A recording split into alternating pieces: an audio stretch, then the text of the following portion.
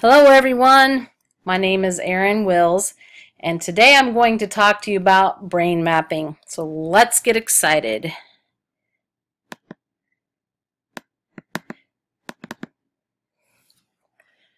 What is brain mapping?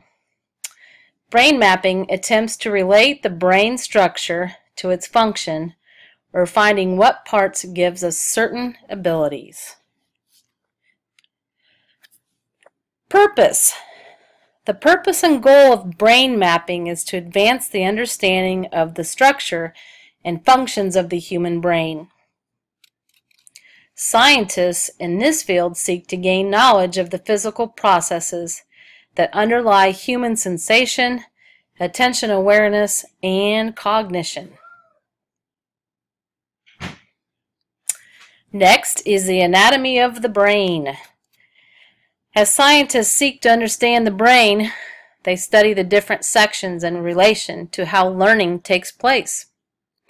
The brain is divided into 4 sections called lobes: the frontal lobe, the parietal lobe, the occipital lobe, and the temporal lobe.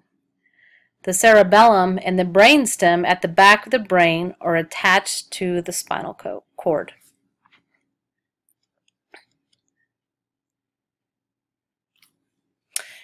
Anatomy of brain in relation to learning.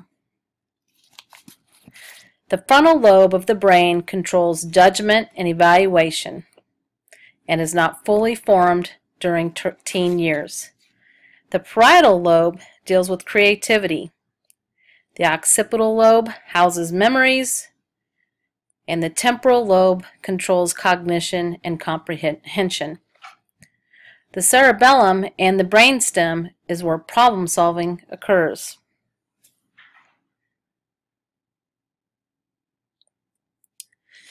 This is a man by the name of Chris Biffle, and he's the one that is accredited for whole brain teaching. Chris Biffle is the author of 7 books on critical thinking, reading, and writing.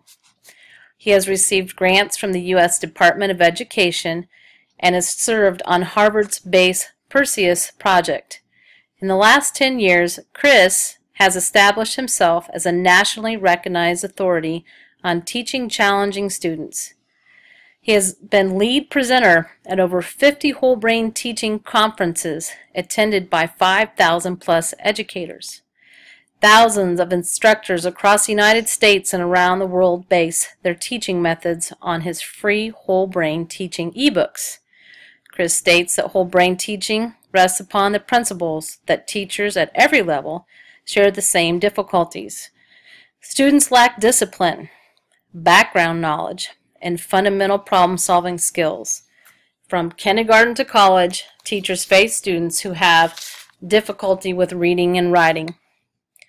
Nonetheless, our students respond to challenges, enjoy well-designed learning games, and can make, in proper setting, astonishing educational progress. This would be the list of resources that I used for this project. And I thought I would share some humor with you. Since this was such a heavy topic, I thought a little humor might be appropriate. So this is my anatomy of a nerd brain. The frontal lobe is used for useless trivia. The parietal lobe is for comic books. The occipital lobe is for the most important information, Monty Python quotes. And the temporal lobe is for cartoon songs. The cerebellum and the brainstem are obscure science fiction references, math, science, and of course, the internet. Thanks for listening. Hope you enjoyed this.